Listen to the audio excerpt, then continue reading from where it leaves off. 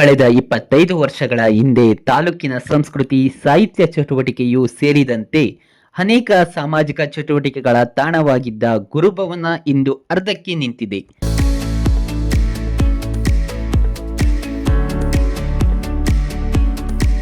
ಅಂದು ಈ ಭವನ ಗುರುವೃಂದದ ಕ್ರಿಯಾಶೀಲತೆಯನ್ನು, ಸದಾ ಚಟುವಟಿಕೆಗಳ ಮೂಲಕ ಸೃಜನಶೀಲತೆಯನ್ನು ಕಟ್ಟಿಕೊಡುವಲ್ಲಿ ಮಹತ್ವಪೂರ್ಣ ಪಾತ್ರ ವಹಿಸಿತ್ತು.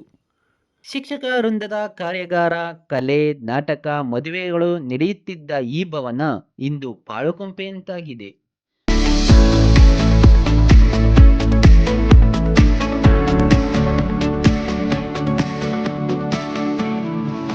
ಚನ್ನಪಟ್ಟಣ 10 ಹಲವು ಕ್ಷೇತ್ರಗಳಲ್ಲಿ ಇತಿಹಾಸವನ್ನು ಸೃಷ್ಟಿಸಿರ್ತಕ್ಕಂಥ ತಾಲೂಕು.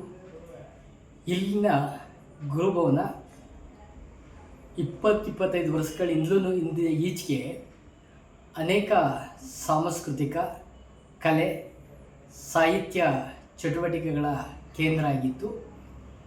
ಜೊತೆಗೆ ಶಿಕ್ಷಕ ಸಮುದಾಯಕ್ಕೆ ಕಾರ್ಯಾಗಾರಗಳನ್ನ ಮಾಡಲಿಕ್ಕೆ, ಅವರ ಸೃಜನಶೀಲ ಚಟುವಟಿಕೆಗಳೂ ಸೇರಿದಂತೆ ಕುಟುಂಬದ ವಿವಾಹ ಸಮಾರಂಭಗಳನ್ನು ಕೂಡ ಮಾಡಲಾಗ್ತಾ ಇತ್ತು. ಅಂಥ ಒಂದು ಸಾಂಸ್ಕೃತಿಕ ಚಟುವಟಿಕೆಗಳ ತವನೆರವಾಗಿರ್ತಕ್ಕಂಥ ಗುರುಭವನ ಇಂದು ಆಳು ಕೊಂಪೆಯಂತೆ ಗೋಚರಿಸ್ತಾ ಇದೆ. ಜೊತೆಗೆ ಇಲ್ಲಿನ ಗುರುಭವನಕ್ಕೆ ಸಂಬಂಧಪಟ್ಟಂತೆ 20 ವರ್ಷಗಳಿಂದಲೂ ಕೂಡ ನಮ್ಮನ್ನು ಪ್ರತಿನಿಧಿಸ್ತಕ್ಕಂಥ ಜನಪ್ರತಿನಿಧಿಗಳು ಇದರ ಕಾಯಕಲ್ಪಕ್ಕೆ ಶಿಕ್ಷಕರ ದಿನಾಚರಣೆಯ ಸಂದರ್ಭದಲ್ಲಿ ಅಥವಾ ಕ್ರೀಡಾ ಚಟುವಟಿಕೆಗಳು ನಡೆಯುವಂತಹ ಸಂದರ್ಭದಲ್ಲಿ ಭರವಸೆಯನ್ನು ಕೊಟ್ಟು ಶಿಕ್ಷಕರಿಂದ ಚಪ್ಪಾಳೆಗಳನ್ನು ಗಿಟ್ಟಿಸ್ಕೊಳ್ತಾ ಹೋಗ್ತಾರೆಯೇ ವಿನಃ ಇಂದಿಗೂ ಕೂಡ ಗುರುಭವನಕ್ಕೆ ಕಾಯಕಲ್ಪ ದೊರೆತಿಲ್ಲ. ತಾಲೂಕನ್ನು ಪ್ರತಿನಿಧಿಸುವ ಜನಪ್ರತಿನಿಧಿಗಳು ತಾಲೂಕನ್ನು ಅಭಿವೃದ್ಧಿ ಮಾಡುತ್ತೇವೆ ಎನ್ನುವ ಆಶ್ವಾಸನೆ ನೀಡುತ್ತಾ ಬರುತ್ತಿದ್ದಾರೆ.